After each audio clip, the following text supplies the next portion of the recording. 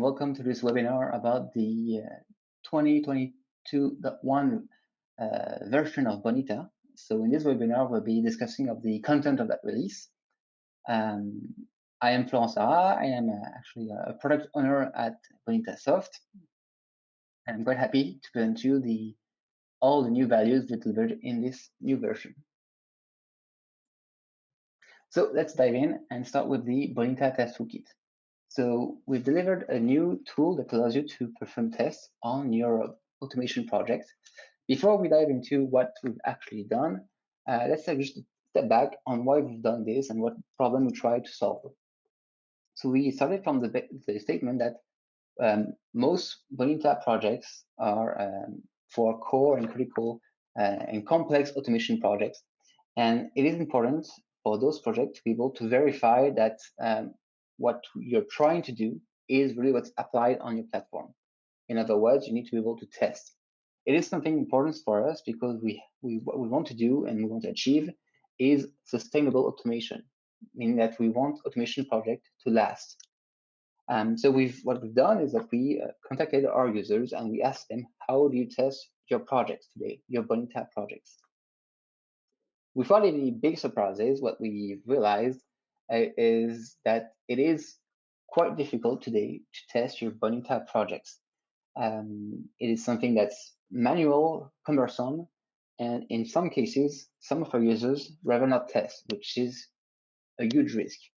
So for this release, we wanted to work on this problem. We wanted to find a way to make process testing, less manual and not a pain. We wanted to provide tools to automate testing to help our users. Of course, when you're talking about tests, what we have quickly in mind, and it's coming from the software world, is that we have this test pyramid, that this can also be applied on the BPMN world. So we have 3 layers. We have the unit testing, where you'll want to test the smallest chunk of your project. Then you have integration testing, where we'll try to do end-to-end tests. For example, it can be a process, can be several processes, and you're really close to the conditions you have for your production, for example. And then we have the final step, which is the UI testing, where we'll be testing your living applications. We've decided for now to target the integration tests. For the UI testing, we do not believe that we have added value compared to other tools. For example, we use internally Bonita for our processes, and we use Cypress to test our interfaces, and it works fine. We don't believe that Bonita has any extra value for the UI testing. Maybe one day we'll also improve the way the UIs are generated to simplify the integration of our UI with other tools, but we won't be providing a specific tool to test UIs. On the unit testing part, we do have some elements that are possible today. In the last release, we provided a lot of SDKs for our extensions, so the connectors, the REST API extensions, the active filters and themes. All of these SDKs are actually Maven archetypes. And with those Maven archetypes, of course, you can create unit tests within your project. So we do have that unit testing that's possible with the extensions. We do not have any unit testing for the processes. That's lacking. So we had the choice between unit testing for the processes or integration tests. And based on the feedbacks we had from our customers, we felt that the integration tests were more expected, that having the possibility to do end-to-end tests had more value for now. So for today, for this version, we are providing a tool that's for integration testing. And maybe in the near future, we'll also move on for process unit testing. Our goal is to have those 2 layers of this pyramid to simplify testing. So what's the Bonita Test Toolkit? Well, the Bonita Toolkit is quite simple. It's just a jar, it's a library. It is an enterprise library, however, because it is something that's linked to industrialization, the governance of your project. So for us, those are enterprise value. As it is a library and it's a jar, it is clearly a tool for developers. It is not something that's for citizen developers. It is something that's for coding, that requires coding skills. That's why also so it matches to our way of working. If you don't know, we have a clear different approach in terms of low code at Bonita, where we have a clear separation between what's coding and what's not coding. What's not coding, which all elements are linked to low code, are within our Bonita studio, and everything else, which is coding, is outside the studio, which is in our SDK. So in our case, this is clearly coding, and this is outside the studio. So you can use the library. You can just download it from the customer portal, and you'll be able to use it with any IDE. So that means you can use it with Visual Code, Eclipse, and so on. All you need to do is install that jar into your Maven repository, and you'll be able to code your tests. So we are using the GUnit plugin for this, GUnit 5, so it's quite standard. It is not really, does not require advanced coding skill. However, you can, without being a Java expert, you are able to create tests quite easily. So this library provides two types of possibilities through different methods. So the first type of possibilities is actions. Actions will allow you to perform all the manual tasks you'll be doing in tests that you do today. For example, you'll be able to, with a command, start a process. You'll be able to run a test, to define a contract. Basically, you'll be able to run your process end to end. You'll be able to do all the tests that are done manually. You will be able to do them automatically. And that's the first type of possibilities you have with this library. And the second part is assertions. So the assertions allows you to verify different elements. It can be BPM elements, such as the status of the case, the status of the task, and so on. But it can also help you check the BDM, for example. One of the great things is, for example, you can check the BDM at different steps. Let's say you start your process, you can check the content of the BDM. Then you can run a few tasks and check the status of the BDM. That way you can see the evolution of your data. All the assertions allow you to verify that what you're trying to do with the project is really what's being applied. It is the whole logic verification. So once you've written your test, which can actually, the test isn't really specific. You're quite free in terms of tests. There's no constraint. Your test can be running 15 processes at the same time. It can be going through the whole process. It can be stopping in the middle of the process. There's no problem with that. It's up to you to define your scenarios. And then once you define your tests, you need to run them. In terms of way of running your tests, there's a lot of freedom also with this new tool. You can either run the test directly from the jar. It's quite simple. All you need to do is use the Maven verify command and define which runtime is the target. You also have, if you have BCD, which is one of our add-on, use the new BCD test command that allows you to run tests. And BCD comes also with a ready-to-use Jenkins example. And in this example, we've added within one of the pipelines, the test action. And you can also use the testing within the Bonita Cloud Continuous Delivery, which is part of the Bonita Cloud offering. So all those endpoint allows you to run tests on different runtimes, on any runtime actually.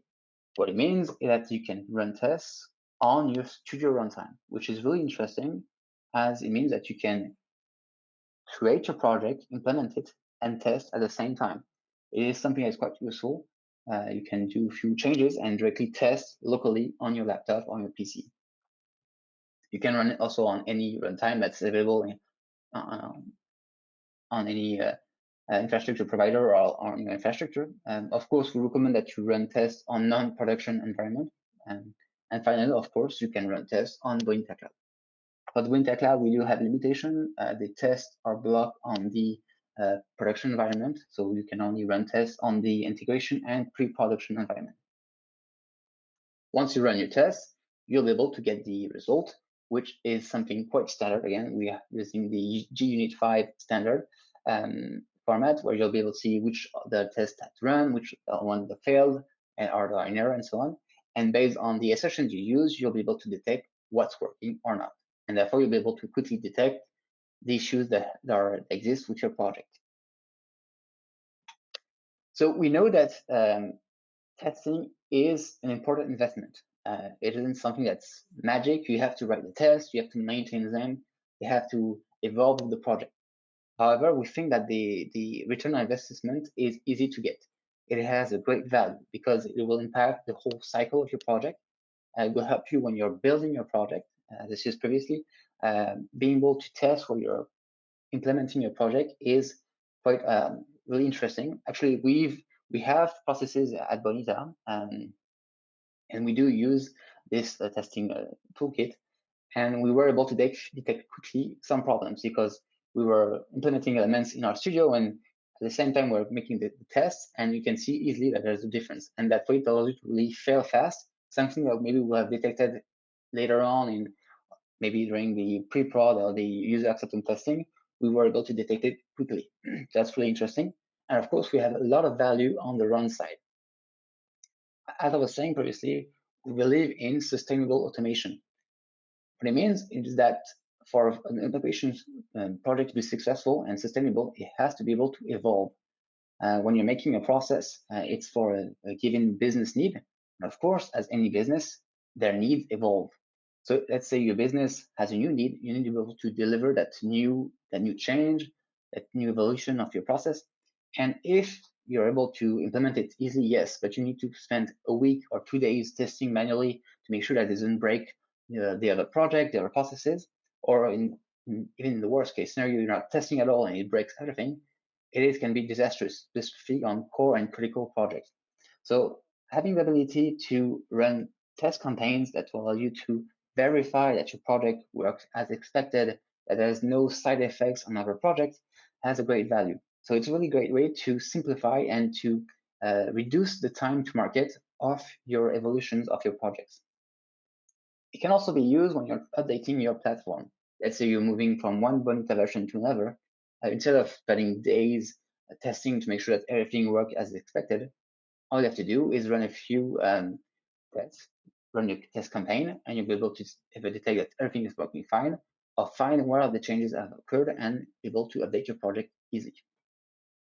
And finally, Bonita is often used into complex information systems, and where your Bonita is interconnected with different with other systems such as ERPs. And let's say one of those systems change, and you want to make sure that has no negative impact on Bonita and other processes. Instead of testing manually, you'll be able to just run the campaign and make sure that everything's okay.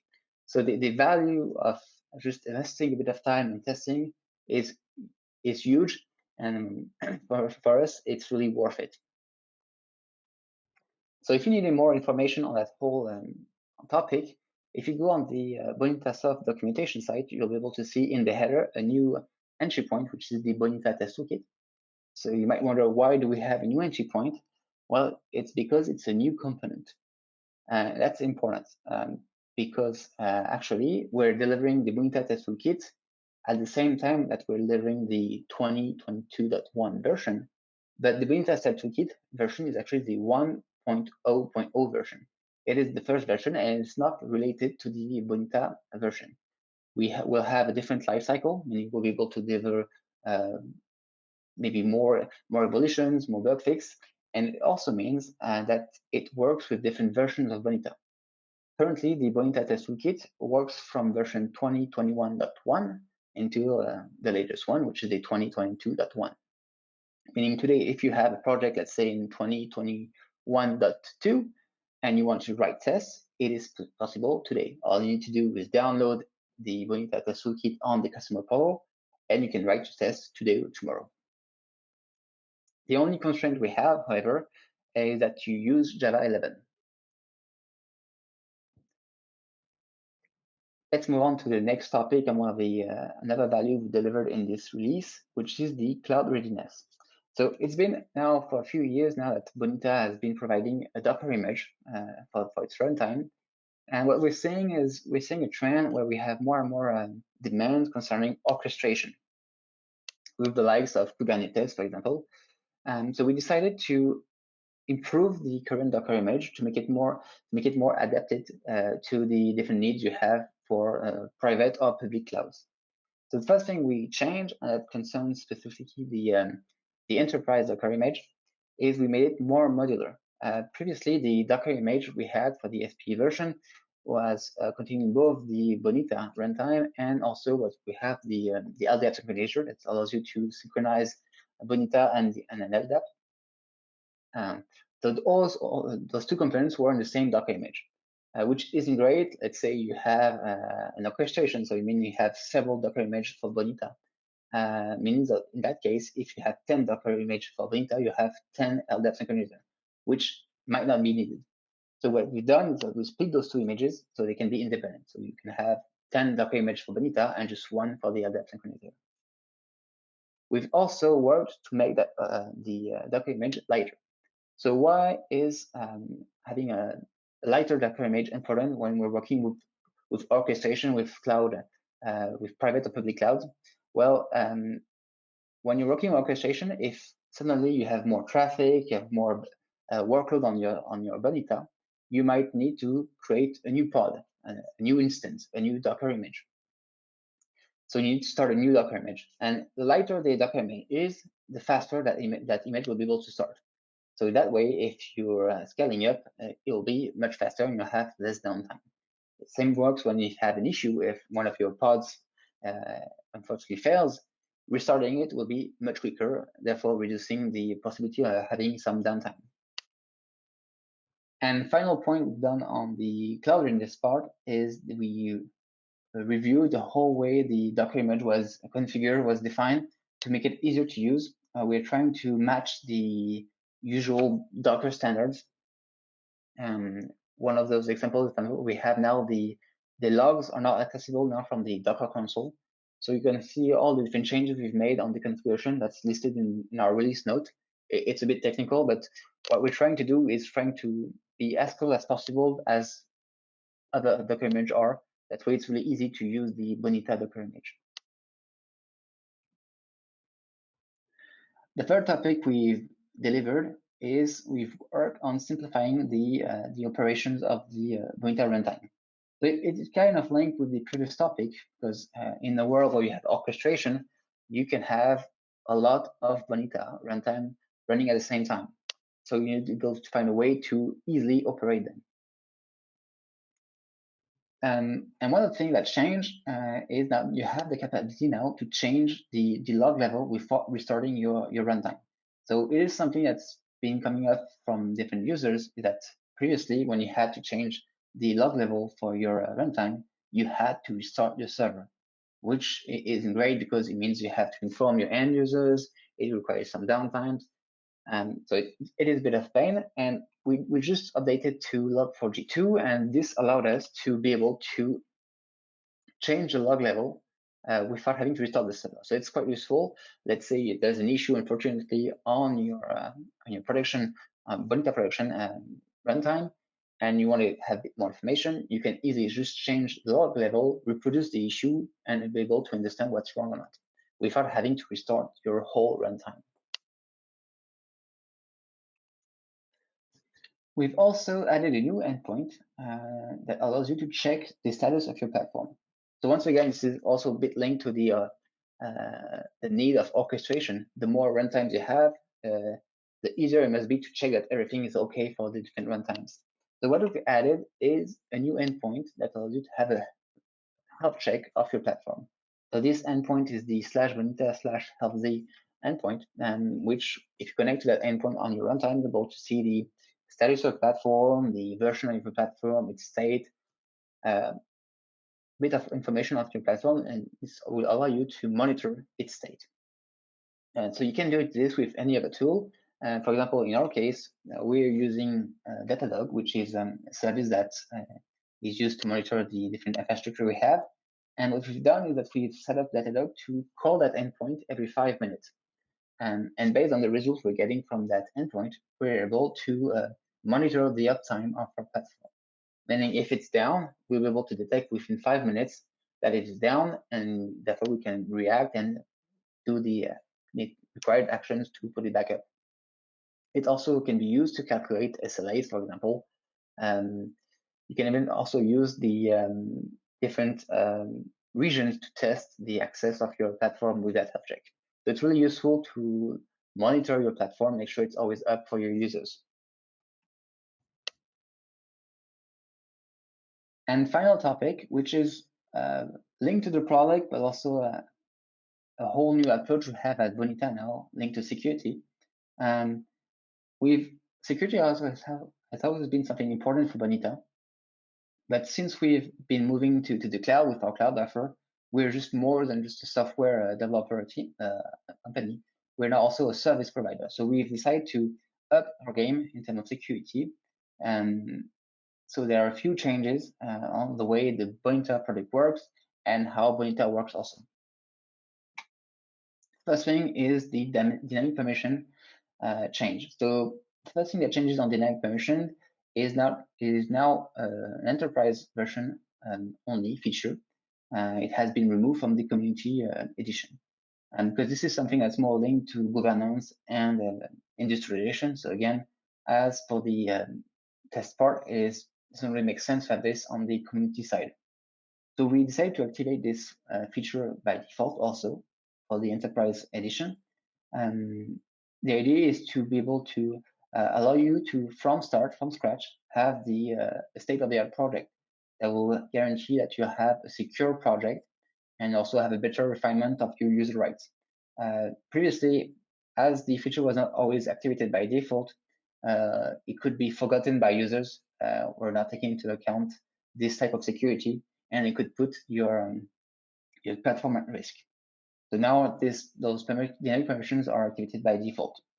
So if some of you have already been using Bonita, you might know that in some cases, dynamic permission could have a negative impact on performances. And we are also aware of that. And it is something that's important for us to solve because we don't want security by compromising performances.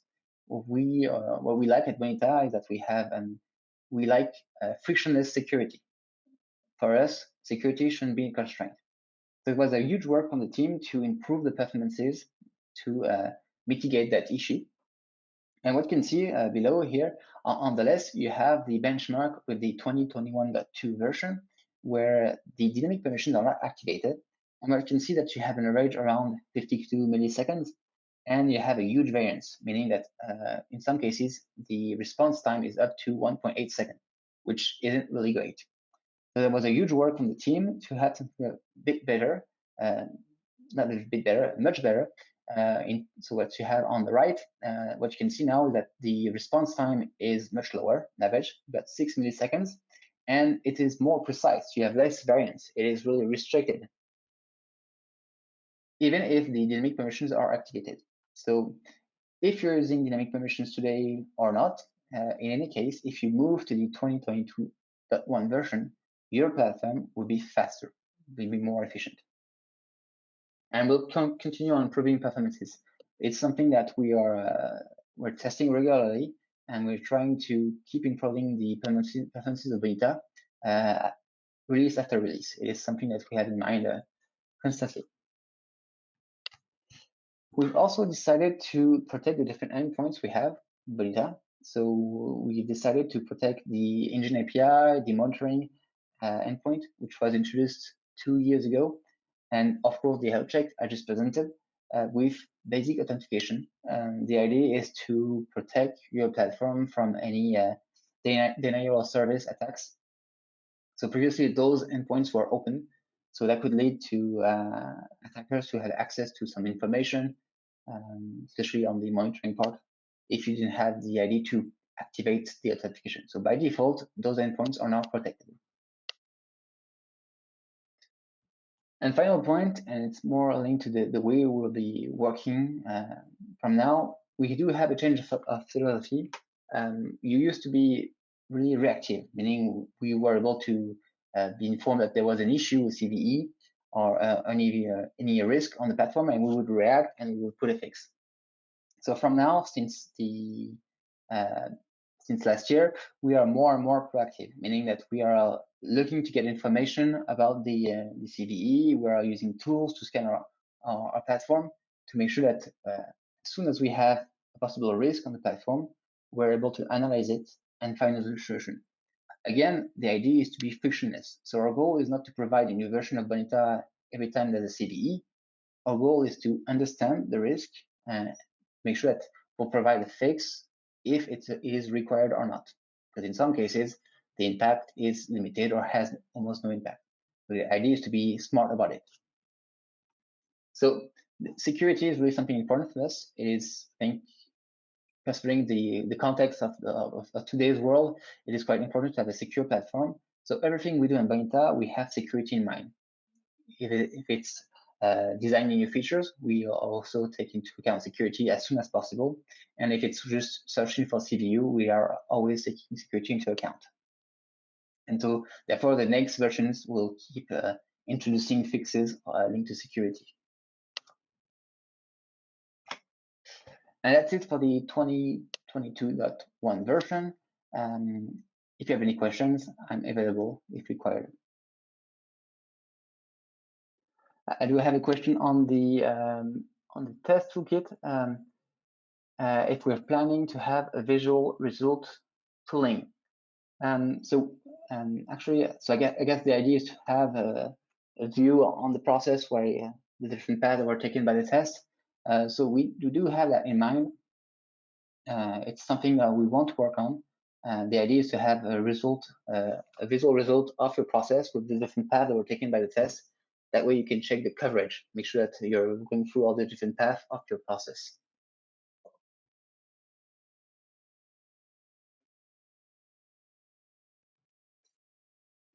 All right, if there's no other question,